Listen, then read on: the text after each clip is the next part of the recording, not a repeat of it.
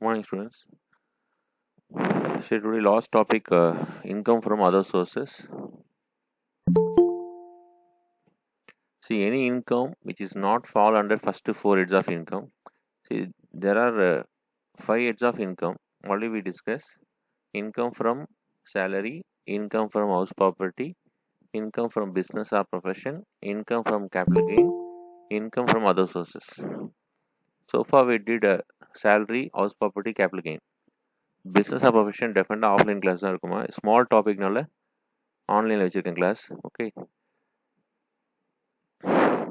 what is other sources? So any income not fall under first four heads of income. For example, given specific example, dividend income. See, if you are investing in shares, you will get dividend. That dividend is taxable under income from other sources. But 3 years back, the provision is totally different. Dividend, it is exempt from tax under section 1034. But now it is taxable. Okay, so at that point of time, the dividend வந்து exempted சொல்லியிருந்தாங்க. So in case of shareholder, it exempted, but it is taxable in the hands of company. 115O, dividend distribution tax. So every company has to pay dividend distribution tax. Dividend declare பண்ணாங்கன்னா they are liable to pay dividend distribution tax. But now dividend distribution tax is totally removed because dividend, it is taxable in the hands of shareholder. So dividend income received by the shareholder is taxable under income from other sources. Next example, cash flow income. So cash flow income, best example, winning from lottery. Okay, so the winning from lottery win பண்ற amount it is taxable under income from other sources. Of course, we will discuss later. Cash flow income is subject to 30% taxable. Next, amount received in excess of fair market value of shares of close held company. This also will discuss later. அதாவது private limited company வந்து fair market value ஓட excess receive பண்ணாங்கன்னா the difference will be taxable. Then sum of money or property received by any person by way of gift.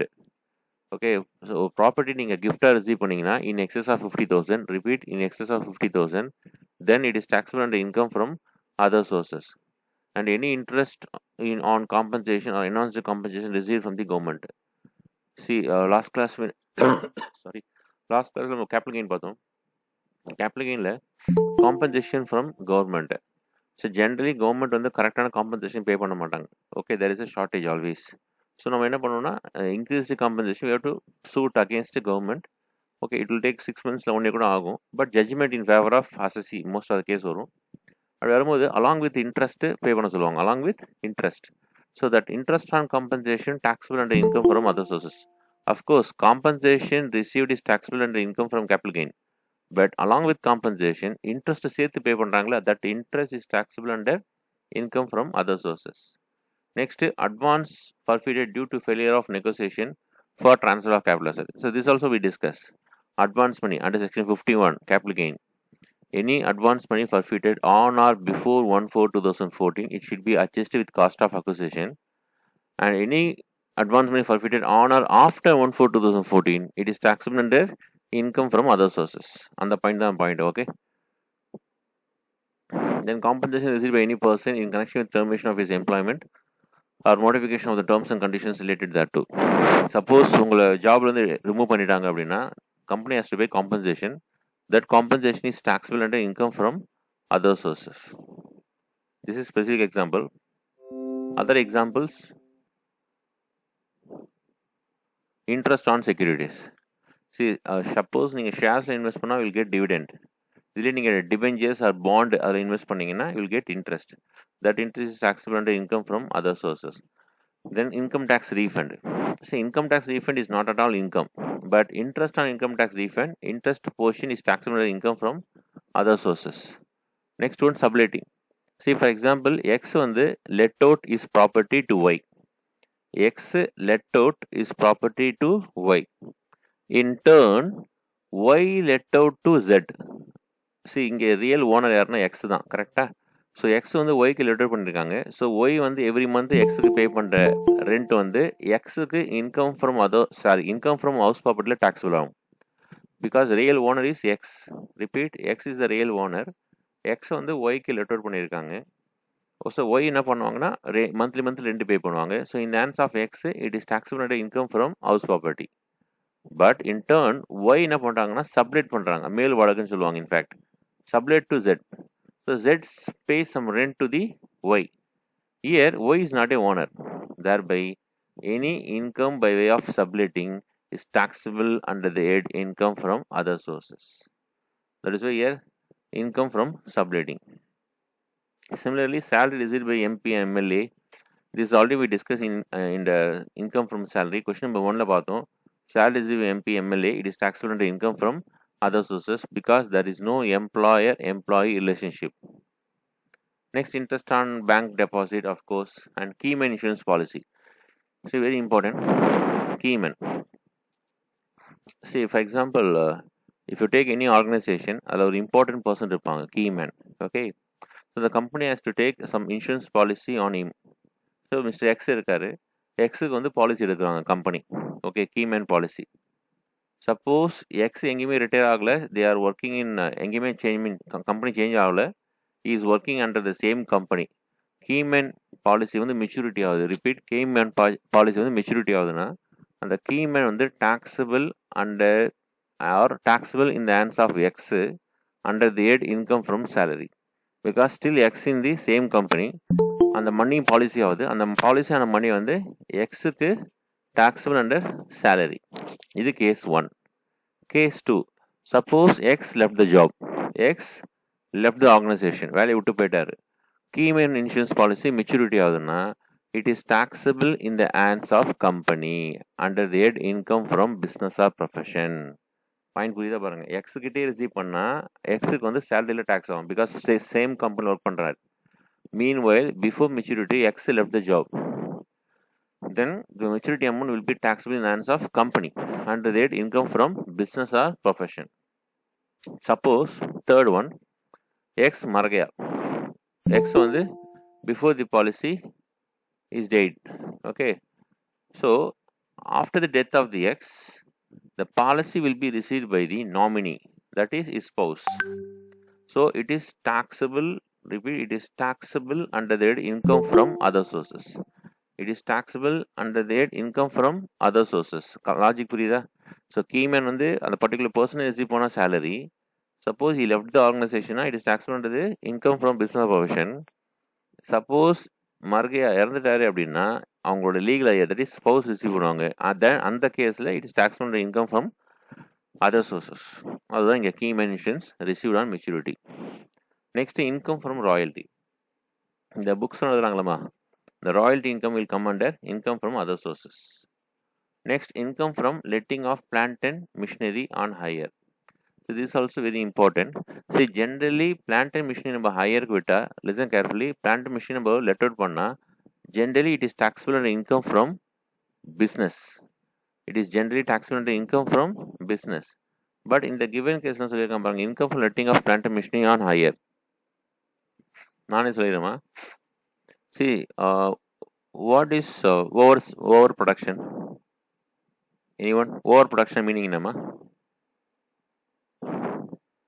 Excess of normal production. Excess production, அதாவது உங்களுடைய some time being வந்து நம்மளுடைய market demand வந்து டல்லாக இருக்கும், but production எக்ஸஸாக இருக்கும். Okay, so ஒரு ஸ்டேஜில் உங்களுக்கு எக்ஸஸாக ப்ரொடக்ஷன் ஆகி ஹெவி ஸ்டாக் இருக்கும் நம்மக்கிட்ட. ஸோ ஃபர்தராக திருப்பி நீங்கள் ப்ரொடக்ஷன் பண்ணுறதுல there is no use. So time being we have to shut down the operation. So very important, if you shut down the operation, what will happen? ரொம்ப simple logic தான். இப்போ two-wheeler வச்சுருக்கீங்க, bike. Okay, இந்த 2-வீலரை ஒரு 3 to 4 months நீங்கள் 2-வீலரில் start பண்ணலன்னா what happen? Start ஆகுமா after 4 months? Yes or no? Start ஆகும் ஆகாதா?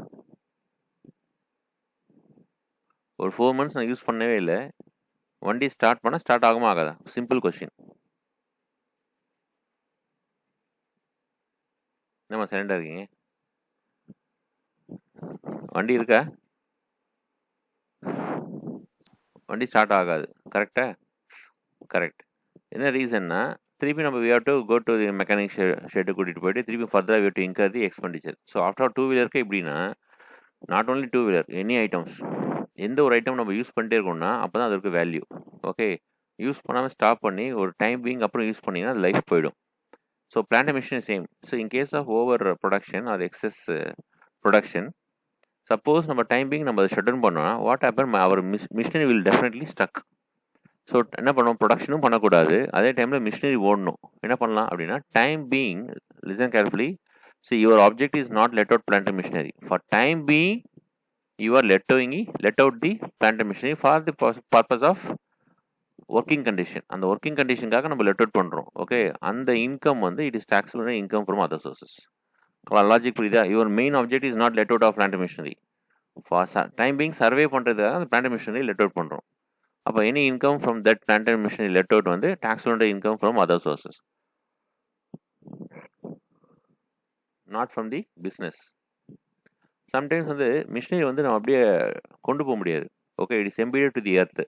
அப்போ என்ன பண்ண முடியும், next point, income from let out of plant machinery and also building, because inseparable.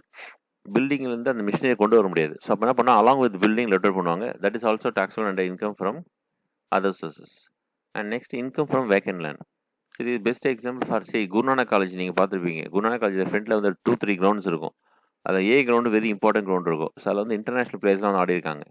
So அந்த கிரவுண்டை வந்து என்ன பண்ணுவாங்க, லெட் அவுட் பண்ணுவாங்க. Not only colleges, even for schools also என்ன பண்ணுவாங்கன்னா அவங்க கிரவுண்டை வந்து அந்த கிரிக்கெட் கோச்சுக்காக லெட் அவுட் பண்ணுவாங்க. So any income from such vacant land shall also be taxable income from other sources. Next, interest on employees' contribution to unrecognized provident fund. This already we discussed. Salary, RPF, URPF, SPF, lump sum received. In case of RPF, SPF exempted. URPF, employer contribution, interest on employer contribution taxable under salary. Interest on employees' contribution taxable under income from other sources. And the point is interest on employees' contribution. Next, foreign agricultural income. You know very well, Indian agricultural income always exempt from tax under section 10 subsection 1. But in case of foreign agricultural income, it is taxable under income from other sources.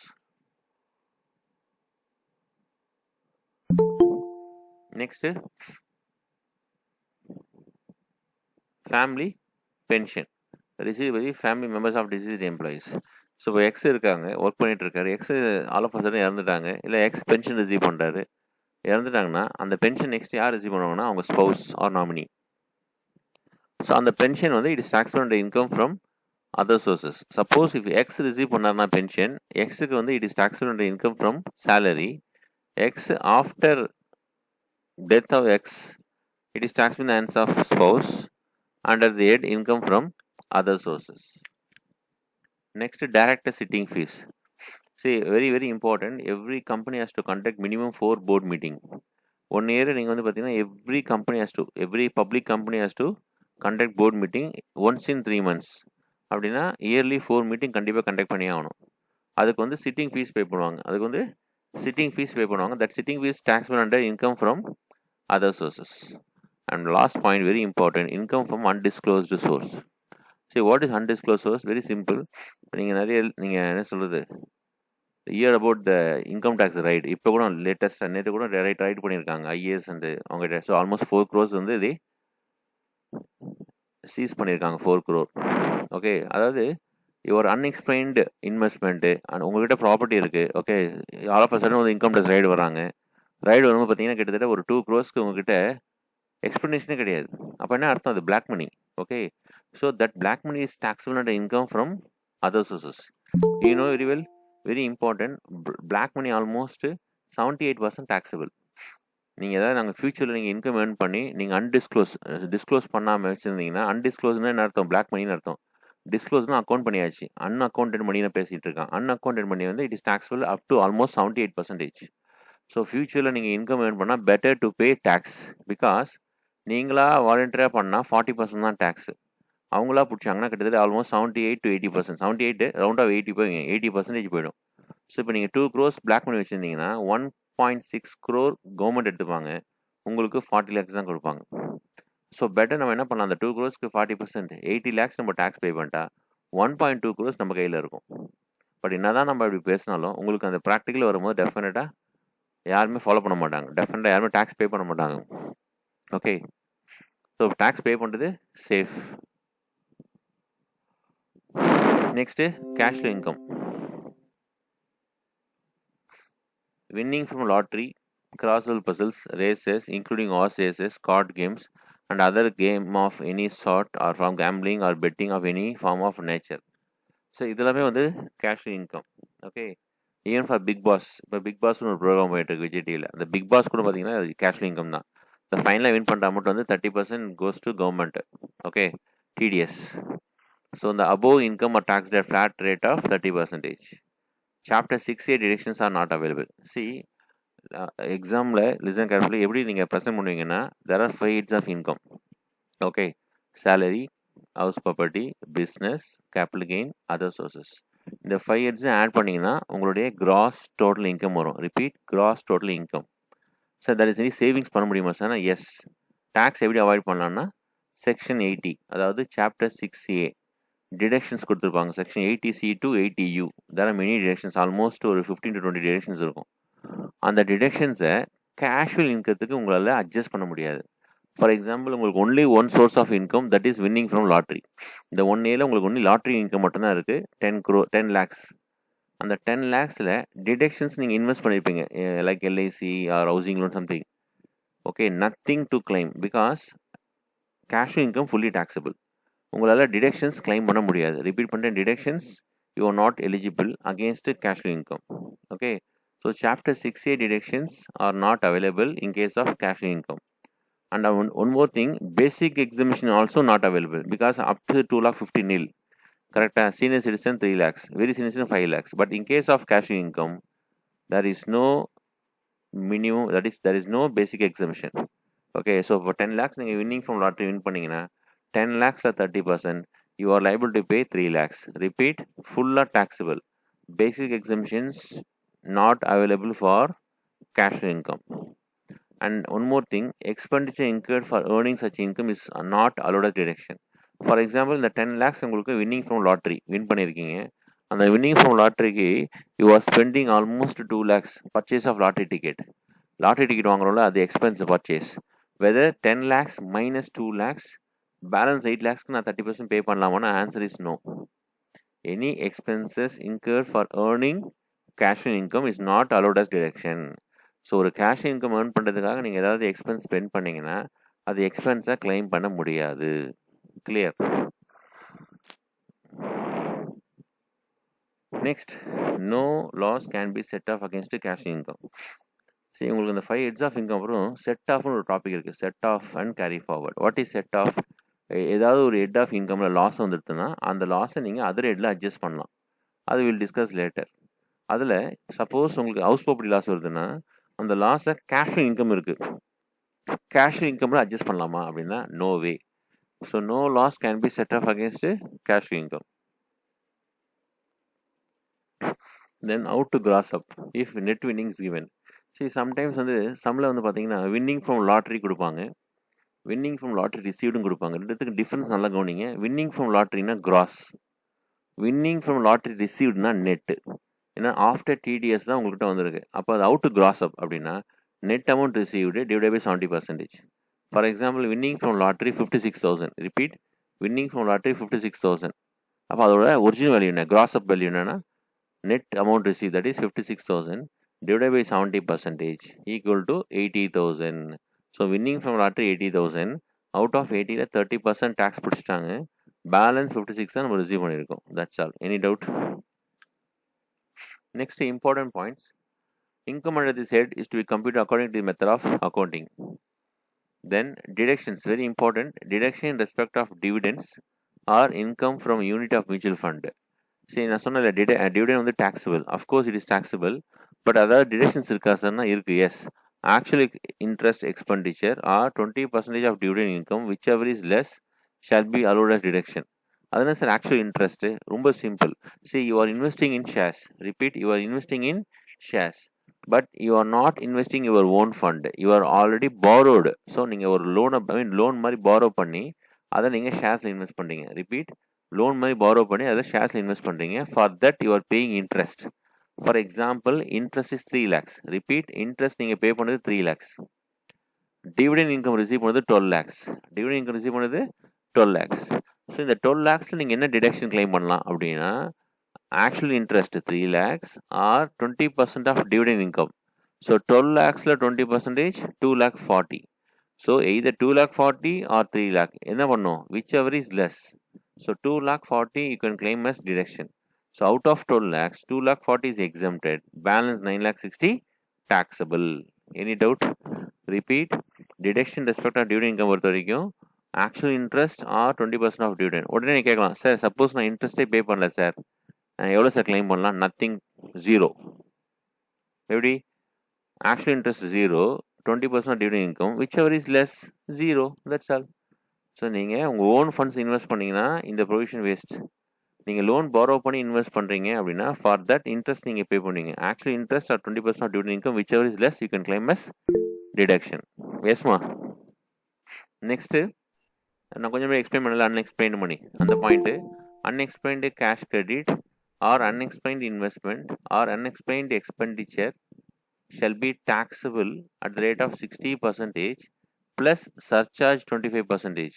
See, 60% 25% add பண்ணுங்கம்மா, என்ன தெரியுமா வரும்? 15. So 60 plus 15 75 plus cess 4%. 75ல 4% போட்டால் 3. 75 plus 3. So effective rate is 78%. So no deduction is allowable in respect of any expenditure or allowances against such income. Set off of losses is also not permissible against such income. அதாவது நீங்கள் account பண்ணவே இல்லை, okay, unaccounted மணி. நீங்கள் future என்ன சொல்லுவீங்க, sir sorry sir loss ஒன்று இருக்குது, அதில் அட்ஜஸ்ட் பண்ணலாமான்னா no, you cannot adjusted any loss.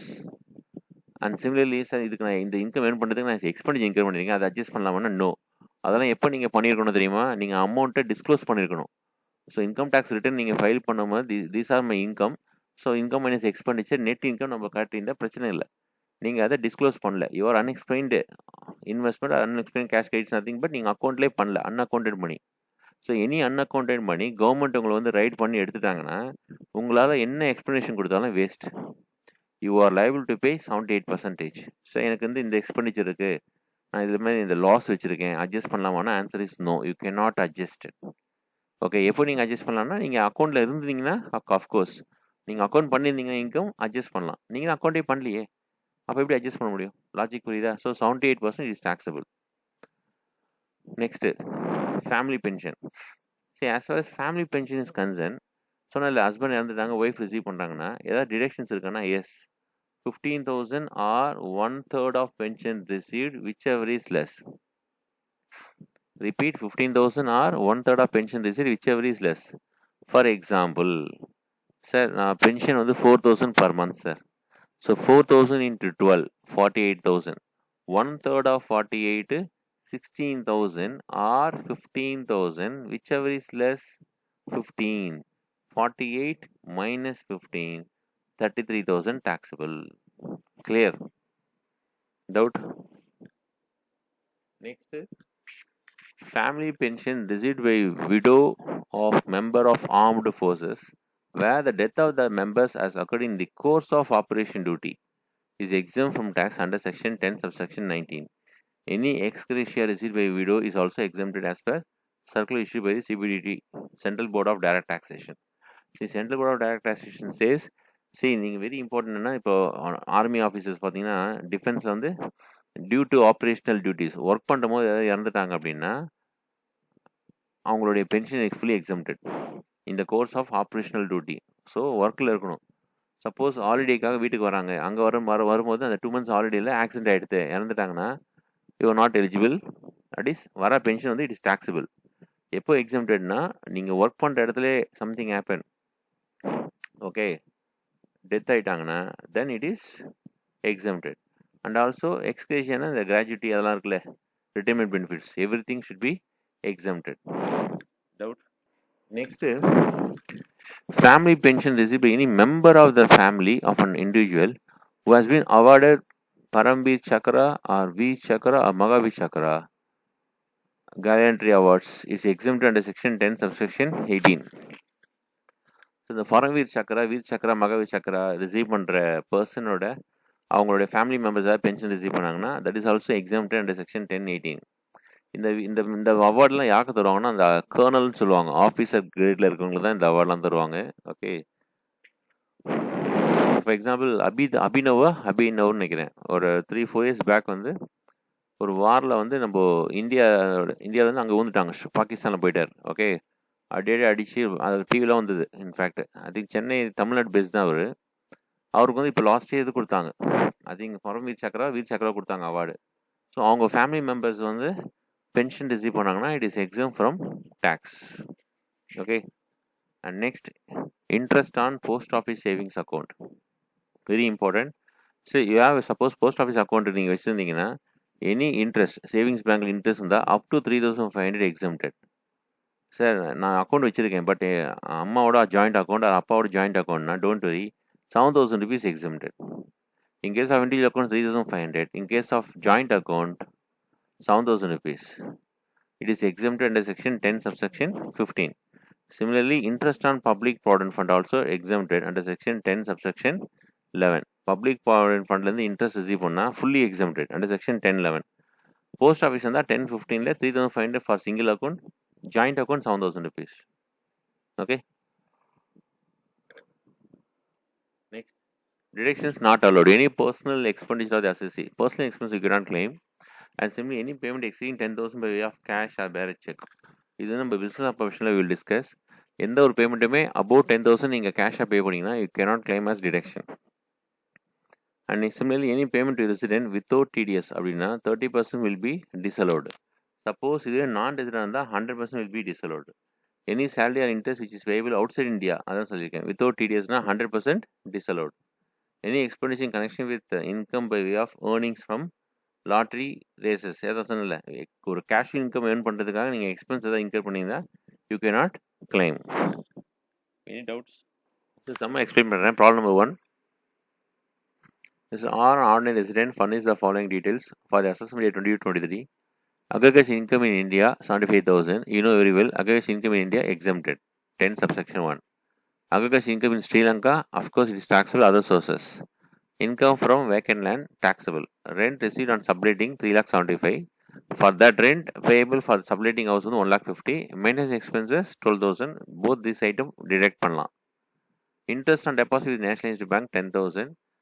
Interest on PPF, you know very well, exempted under section 10 subsection 11. Interest accrued but not received under NIC 8th issue National Savings Certificate 8th issue 8,000. It is taxable. Winning from lottery 70,000. Net of tax 30, so we have to add back tax 1 lakh. Cost of purchase lottery ticket 1,000, which is irrelevant, claim பண்ண முடியாது. During the received an income tax refund 2,30,000. See, income tax refund, it is not taxable, but however interest included in the above 30,000. So interest on income tax refund taxable under income from other sources. Dividend from Indian company 1 lakh. Dividend வந்து 1 lakh pay பண்ணியிருக்காங்க, receive பண்ணியிருக்காங்க. Interest paid on loan taken for the purpose of investment 21,000. Provision ஞாபகம் நினைக்கிறேன். Dividend 20% of dividend income or actual interest which ever is less. So actual interest 21. அப்போ 1 lakhல 20% 20,000. 20 or 21 which ever is less 20. So dividend 1 lakh minus 20, 80,000 is taxable. Any doubt? Okay, my first one. Aggregate income in India exempted. Exempt. Next, aggregate income in Sri Lanka taxable 90,000. Income from subletting 3,75,000. Rent paid how much? 1,50,000. Rent paid 1,50,000. Maintenance expense 12,000. 162. So 3,75,000 minus 162, 2,13,000 taxable. Income from vacant land. How much? 72,000. Income from bank deposit 10,000. So this is exempted under section 10 subsection 1. Exempt. And interest on PPF இது exempted under section PPF under section 11. Interest on NSE 8th issue how much? 8,000 rupees. 8,000. Winning from lottery, listen, 70,000. Net 30. total 1 lakh. Interest and income tax refund 30,000. Dividend income actually 1 lakh. Okay. Now, so actual interest 21,000 or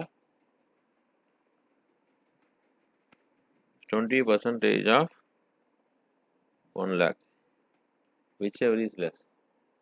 So 21 or 20, whichever is less, 20. So 1 lakh minus 20, 80,000. So winning from lottery 6 lakh 3,000. Winning from other sources, income from other sources 6 lakh 3,000. Income from other sources 6 lakh 3,000. Any doubt? Already discussed the second point, key insurance policy. See, key insurance policy is a policy taken on the life of one person by another person where insured plays a key role in organization.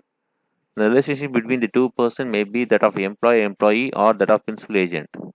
Important premium paid on such policies allowed as business expenditure while computing business income. On its maturity, if employer-employee relationship exists, that is, maturity value is taxable in the hands of employee under their salary. Where no employer-employee relationship exists, maturity value is taxable in the hands of person receiving either as business income or income from other sources. Employer receive business income. Suppose legal heirs of a spouse, okay, nominee receive income from other sources. Amount, very important, amount received on maturity of life insurance policy. You know very well, LICன்னு சொல்லுவாங்க, life insurance policy எடுத்திருந்தீங்கன்னா அது கரெக்டாக ஒரு conditions இருக்குது. அந்த condition மட்டும் நீங்கள் pay பண்ணிங்கன்னா premium at the time of maturity it is exempted under section 1010D. Amount received on maturity of life insurance policy exempt under section 1010D, which is different from Keyman insurance policy. Keyman வேற, இது வேறமா. Take problem number 2. Mr. M, government servant, died on 11/5/2018 while still being service. In terms of the rules governing the service, his widow S is paid family pension 9,000 per month and DA 1,000. For assessment a total roll 13, is the widow assessable the receipt of, and if so, under what head of income? Is she entitled any relief or deduction on the above sum? Discuss. Yes. See, family pension aburga 1/3 of pension received or 15,000, whichever is less. Here the widow is receiving 9,000 plus 1,000. 11/5/2018 வந்துட்டாங்க. அப்போ last year previous year ஃபுல்லாகவே பார்த்தீங்கன்னா 1 year ஃபுல்லாக receive பண்ணியிருப்பாங்க. 10,000 into 12, 1,20,000. 1,20,000 into 1/3, 40,000 or 15, whichever is less, 15. So 120 இல்லை 15 போயிடுதுன்னா balance 105 is taxable. Pension received 1,20,000. Okay, 15,000 or 1,20,000 இல்லை 1/3, whichever is less, 15,000 minus 1,05,000 taxable. Okay, any doubt? Take problem number 3. Raman, age 64 years, was not able to provide satisfactory explanation to the assessing officer for the investment of 7 lakhs, not recorded in the books of accounts. What shall be the tax payable by him on the value of such investments considered to be deemed income? See, நான் சொன்னல, once நீங்கள் income tax வந்து பிடிச்சி unexplained பண்ணிங்கன்னா பக்க investment explanation இல்லை அப்படின்னா அந்த 7 lakhs வந்து taxable at the rate of 78% taxable. 7 lakhs is 78%. So tax paid by him, 7 lakhs into 78%, 5,46,000. 5,46,000. Sum number 4 also same. Ajay found to be one of 2 gold chain 50 gram each. Market value 1,45,000 each. During the financial year, but he could not offer satisfactory explanation to the assessing officer for 50,000 spent on acquiring this gold chain. As per 115 BBE, Ajay would be liable to pay tax.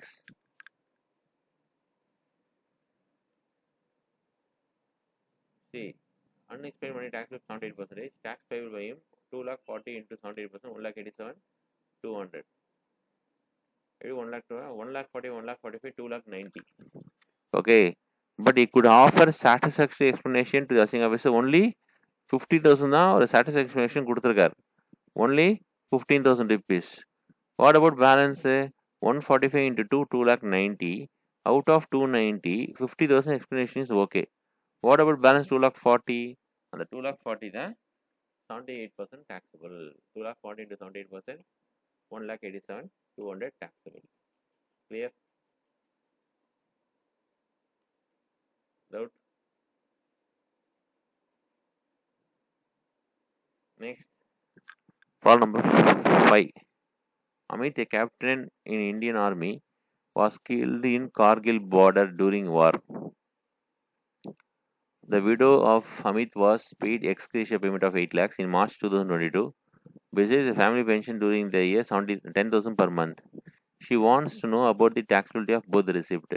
See, as far as family pension received by armed force died in operational duty, it is exempted under section 10 subsection 19. So 1019 it is exempted. However, ex gratia payment also exempted as per the CBDT rules. Circulars, Central Board of Direct Taxation circular clearly says that even ex gratia payment also received by widow of person, it is exempted. Clear? In the following cases, state the head of income under which the receipt is to be assessed and comment. X limited let out his property to Y, Y sublet. How subletting a receipt to be assessed in the hands of Y? Already discussed பண்ணிருக்கோம். Income from subletting taxable under income from other sources. But second case 2, X has built a house in leasehold land. He has let out property and claimed the rent received to assess under the other sources and deducted expenses on repair, security charges, insurance, collecting charges, etc. of 60% received. Answer is no. See, ஒரு lease hold லேண்டில் நீங்கள் construct பண்ணி let out பண்ணிங்கன்னா it is taxable and income from house property. நல்லா கவனிங்க, ஒரு லேண்டை வாங்கி நீங்கள் ப்ராப்பர்ட்டி கன்ஸ்ட்ரக்ட் பண்ணுறீங்க. லீஸ் ஹோல்டுனா வெறும் லேண்டு லீஸ்க்கு எடுத்துருக்கீங்க. அந்த லீஸ் எடுத்த லேண்டில் நீங்கள் ப்ராப்பர்ட்டியை கன்ஸ்ட்ரக்ட் பண்ணி அதை லெட் அவுட் பண்ணால் it is come under income from house property, not income from other sources. So thereby நீங்கள் எவ்வளோ எக்ஸம்ஷன் கிளைம் பண்ணலாம்னா 30% ஸ்டாண்டர்ட் எக்ஷன் தான் மைனஸாக கிளைம் பண்ண முடியும். Okay, any doubt? Next topic, section 222 subsection E. Okay, that 2 subsection 22 subclass E. Deemed dividend, any loan or advance given by closed held company. Repeat, any loan or advance given by closed held company. Okay, அதாவது closed held company என்ன அர்த்தம்னா private company loan or advance தராங்க. Okay, யாருக்கு?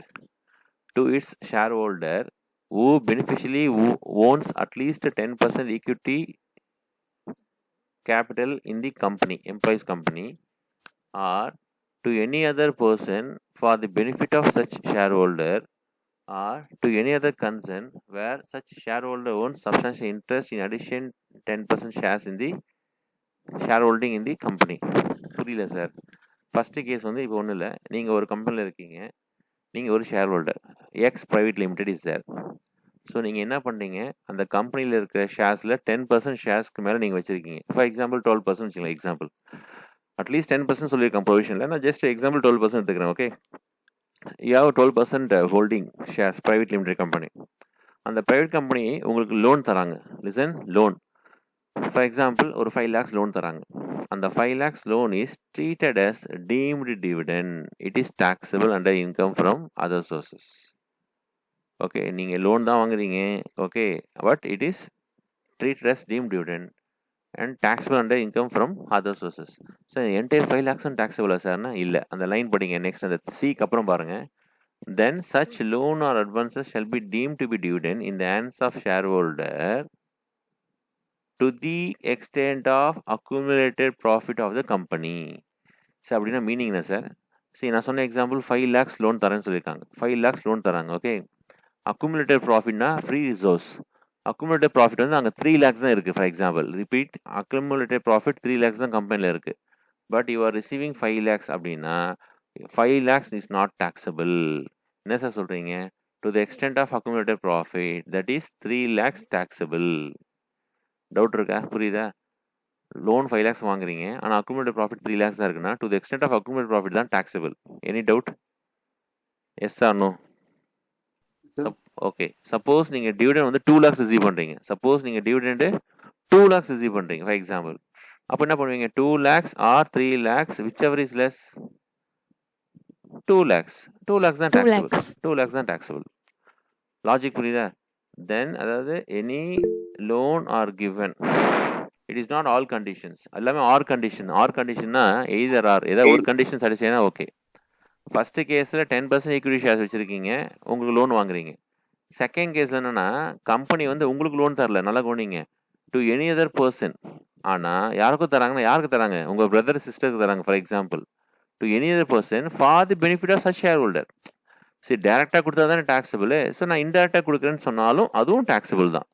So any other person for the benefit of such share ஹோல்டர்னா taxable. And இன்னொன்று, any other concern, யாருக்கும் கொடுக்கல, individual இன்னொரு கம்பெனிக்கு தராங்க இல்லை இன்னொரு கன்சர்னுக்கு தராங்கன்னா அந்த கன்சர்னில் நீங்கள் substantial interest, repeat, where such shareholder owns substantial interest in addition to 10% shareholding in the company. அதாவது இந்த எக்ஸ் பிரைவேட் லிமிடெட் கம்பெனியில் 10% ஷேர்ஸ் வச்சுருக்கீங்க, ப்ளஸ் ஒரு பார்ட்னர்ஷிப் ஃபேம் இருக்குன்னு வச்சுங்க. ஃபார் எக்ஸாம்பிள், அங்கே வந்து லோன் தராங்க, இந்த எக்ஸ் லிமிடெட் வந்து ப்ரைவேட் லிமிடெட் வந்து லோன் தராங்க எங்கே? அந்த பார்ட்னர்ஷிப் ஃபேம். அந்த ஃபேமில் நீங்கள் substantial interest, what is substantial interest? More then 20% நீங்கள் அங்கே ஷேர் வச்சுருக்கீங்க. Then it is taxable as deemed dividend in the hands of shareholder. Any doubt? Okay, note. A closed-held company is a company in which public have no substantial interest. என்ன சொல்ல வரா? It is a private company. Any other concern mentioned above may be individual, HUF, firm or company. What is substantial interest? Shall mean 20% equity or 20% share in profit in any other concern. Okay, and very important, trade advance. What is trade advance? See, the concerned object, trade advance na nature of commercial transaction, நீங்க advance receive பண்ணுவீங்க. Okay, and that advance is not deemed to be deemed dividend. Trade advance in the nature of commercial transaction cannot be deemed as dividend. So some other trade advance கொடுத்தானா it is not to be taken into account. And very important note, where money lending is a substantial part of the business of the company, that is giving loan, and the above deemed dividend provision are not applicable. அதாவது அந்த private கம்பெனியோட ஆப்ஜெக்டே வந்து financial company, okay, loan தான் தராங்க அப்படின்னா அந்த particular 222E section நீங்கள் apply பண்ண முடியாது. பிகாஸ் அவங்களோட ஆப்ஜெக்டே கிவிங் லோன்ஸ் தான். லாஜிக் புரியுதா? அதனால் deemed dividend provision not applicable for financial business concern. Money lending கம்பெனிக்கு இது not applicable. Clear? Mr. P, a shareholder of closed-held company holding 16% shares, received advance from that company which is to be deemed as dividend under section 222E. Hence, taxable in the hands of Mr. P. State whether the statement is true or false. அதாவது mister B வந்து share holder close private limited company, and also he holds 16% shares and received advances. That advance is treated as deemed dividend. Yes or no? True or false? True, sir. That's all. True. Very good. It's a true. It is taxable. Question number 8. Sanjay hold 16% shares in private limited company. Okay, very good. Substantial interest இருக்கு. Okay, a company has given me a loan of 2 lakhs on 1/2/2022. Accumulated profit of that company is 1,75,000. Sanjay repaid on loan on 31/3/2022. Explain the tax implication, if any, of the above transaction in the hands of Sanjay. See, Sanjay loan borrow பண்ணியிருக்காங்க company கிட்ட இருந்து, advance வாங்கியிருக்காங்க. அவங்க receive பண்ணது 2 lakhs. That point of time accumulated profit is 1,75,000. Okay, listen carefully. So 2 lakhs வாங்கியிருக்காங்க, 1,75,000 accumulated profit இருக்கு. Okay, how much taxable? Suppose taxable இருந்தால் எவ்வளோ taxable ஆகுமா? 2 lakhs 1,75,000. 1,75,000. Very good. But before 31st March return பண்ணிட்டார். Before 31st March return பண்ணிட்டாங்க. Whether it is taxable or not? Yes or no? Taxable இல்லையா? Yes or no சொன்னா போதும். Anyone? Not taxable. Okay, no. Not taxable. No, it is taxable. அதான் very important இங்கே. Very important. See, once நீங்கள் even a single day இன்னைக்கு நீங்கள் வாங்குறீங்க loan advances, next day நீங்கள் அதை ரீபே பண்ணாலும் it is taxable. Very important. So more then 10% share holding இருந்து எனி லோன்ஸ் அட்வான்சஸ் நீங்கள் ரிசீவ் பண்ணி வித்தின் 1 or 2 days நீங்கள் ரீபே பண்ணாலும், ஒன்ஸ் நீங்கள் ரிசீவ் பண்ணாலே இட் இஸ் taxable. சொல்லுமா? Sanjay repaid the loan before 31st March அப்படின்னா நீங்கள் உடனே என்ன நினைப்பீங்க? Okay, before the previous year return பண்ணியாச்சு, so there by not taxable சொல்லிட்டீங்கன்னா wrong. Even a single day, அதாவது நீங்கள் இன்றைக்கி ரிசீவ் பண்ணி நீங்கள் நெக்ஸ்ட் டுமாரோ நீங்கள் ரீபே பண்ணாலும் it is taxable as deemed dividend. Clear? Problem 9. Rahul holding 28% equity shares in a company took a loan of 5 lakhs from the same company. On the date of granting the loan, the company accumulated profit 4 lakhs. The company is engaged in some manufacturing activity. Is the amount of loan taxable as deemed dividend if the company is company in which the public are substantially interested? ஃபர்ஸ்ட்டுக்கு என்ன வரும்? taxable இல்லையா? See, Sanjay, the ninth one, case one வந்து not taxable since it's a public company. See, public companyக்கு இந்த provision applicable இல்லைன்னு சொல்லியிருக்கேன். This is only for closed held company, that is private company. Okay, question B என்ன கேட்கலாம் பாருங்க. What would be your answer if the lending company is a private limited company, a company in which public are not substantial interest அப்படின்னா, then it is taxable to the extent of accumulated profit. It is taxable to the extent of accumulated profit. Logic புரியுதா? accumulated profit எவ்வளோ இருக்கு? 4 lakhs இருக்கு. அப்போ 4 lakhs taxable. Logic புரியுதாமா? Any doubt? Last sum, 10th one. இன்னும் ஒரு 2 sum தான் இருக்குமா, முடிச்சிடலாம். Okay. Rakesh has 15% shareholding RSL Limited and also 50% shares in Rakesh & Sons, a partnership firm. The accumulated profit of that RSL Private Limited 20 lakhs. Rakesh & Sons had taken a loan 25 lakhs from RSL Private Limited. Explain whether the above loan is treated as dividend as per the provision of Income Tax Act. How much taxable? See, tax value of deemed dividend is 20 lakhs. Because, listen carefully, company வந்து யாருக்கு தராங்கன்னா partnership ஃபர்முக்கு loan தராங்க. நல்லா கவனிங்க, தேரி படிச்சு பார்த்தா தெரியும். Some questions நல்லா படிங்க, ரீட் பண்ணுங்க. ராகேஷ் 15% ஷேர் ஹோல்டிங், 15% அவர் ஆக்சுவலி இந்த மிஸ்டர் ராகேஷ் வந்து ஹோல்டிங், அப்போது மோர் தென் 10%. அண்ட் ஆல்சோ 50% வந்து ஷேர்ஸ் வச்சிருக்காரு எங்கே? ராகேஷ் அண்ட் சன்ஸில். ஓகே, இந்த accumulated profit of RSL private limit வந்து 20 lakhs. அக்குமுலேட்டட் ப்ராஃபிட் 20 lakhs இருக்குது. பட் ராகேஷ் அண்ட் சன்ஸ் வந்து லோன் வாங்குறாங்க 25 lakhs from private limited. So அந்த என்ன ஞாபகம் இருக்கா? Any loan to the firm in which substantial interest. So இந்த ராகேஷ் ஆர்எஸ்எல் பிரைவேட் லிமிடெட் வந்து லோன் தராங்க யாருக்குன்னா ராகேஷ் அண்ட் சன்ஸ்க்கு. Okay, how much? 25 lakhs. But Rakesh and சன்ஸில் in which Rakesh holds substantial interest, that is 50% வச்சிருக்கா shares, more then 20%. More then 20%. therefore it is taxable. Clear ama solra point? How much taxable? To the extent of accumulated profit, that is 20 lakhs taxable. Any doubt? Very simple provision. Interest on original compensation or enhanced compensation. Any interest received on such compensation from the government shall be taxable in the year of receipt, irrespective of method of accounting followed by the assessee. நீங்கள் எந்த மெத்தடான follow பண்ணுங்க, cash system, mercantile system. But as far as இன்ட்ரெஸ்ட்டை பொறுத்த வரைக்கும் எந்த year நீங்கள் receive பண்ணுறீங்களோ அப்போ தான் உங்களுக்கு taxable. Note, a deduction of 50% of the interest received shall be allowed as deduction. Repeat, உங்களுக்கு 50% டிடக்ஷன்ஸ் கொடுக்குறாங்க. 50% என்ன பர்பஸ்க்காக 50% கொடுக்குறாங்கன்னா வெரி சிம்பிள். சரி, உங்களுக்கு லிட்டிகேஷன் வந்திருக்கு, நீங்கள் கோர்ட்டில் போயிருக்கீங்கன்னா you to pay advocate fees, some collection, some சார்ஜஸ்லாம் இருக்கும்.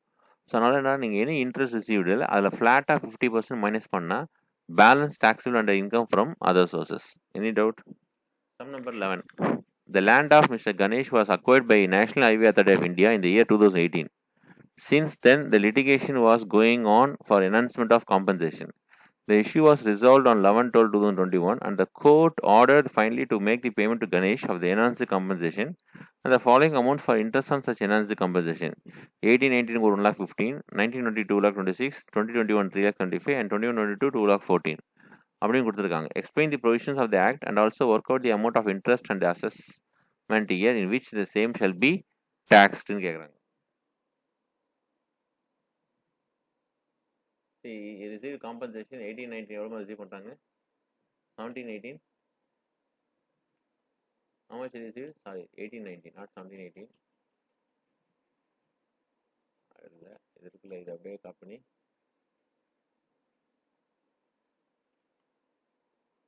இயர் 21-22 எவ்வளோ receive பண்ணுறாங்கம்மா amount? 1819, 1,15,000, 2,26,000, 375, 214. So total amount how much you received? Total amount received 9,30,000. Deductions how much? Provisional clear சொல்லிருக்கான். Deduction 50%. Deduction 50%. 4,65,000. About taxable 9,30,000 minus 4,65,000. Taxable amount is 4,65,000. Idakka doubt irukka? 4,65,000. Read பண்ணுறேன் 12. 10-10-21, Mr. Govind, a bank employee, received 5 lakhs towards interest on enhanced compensation from state government in respect of compulsory acquisition of his land, effected during the financial year 15-16.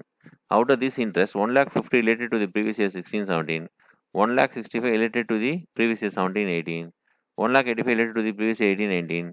He incurred 50,000 by way of legal expenses to receive the interest on such enhanced compensation. Discuss the tax implication of such interest. Listen, அந்த மேலே 5 lakhs கொடுத்துருக்காங்கல்ல, அந்த 5 lakhஸோட breakup கொடுத்துருக்காங்க. 1,50,000 plus 165, 315 plus 185, total 5 lakhs. நீங்கள் ரெண்டு add பண்ண போகிறீங்க. இந்த 5 lakhs இங்கே 5 lakhs ஆட் பண்ண 10 lakhs ஆகிடும். Be careful. இந்த 5 lakhஸோட பிரேக்கப் கொடுத்துருக்காங்க. ஓகே, ப்ளஸ் லீகல் எக்ஸ்பென்சஸ் ஒரு 50,000 இன்கர் பண்ணியிருக்காங்க. அப்போ எவ்வளோ கிளைம் பண்ணலாம்? கமான். ஏன் கிளைம் பண்ண முடியாதுன்னா, அதுக்கு தான் நீங்கள் 50% ரிசீவ் பண்ணுறீங்க. ஸோ 5 lakhs டிடக்ஷன்ஸ் 50% தராங்கல்ல, எதுக்கு 50% தரான் deductions? Because of this. So balance taxable 2,50,000 taxable. So 50% நீங்கள் டிடக்ஷன் கிளைம் பண்ணுறதுனால actual expenditure do not consider. Actual expenditure consider பண்ணாதீங்க. Okay. Legal expenses. Last sum, 13th sum. Mr. R, whose property was compulsory acquired in 18, received enhanced compensation 9 lakhs. Which includes 2,40,000 interest on such enhanced compensation. That's all. 9 lakhs compensation receive பண்ணிருக்காங்க. அதில் 2,40,000 வந்து அப்படிங்க போடுங்க. இது 2,40,000 மாற்றுங்க. That's all. 1,20,000 taxable. 1,20,000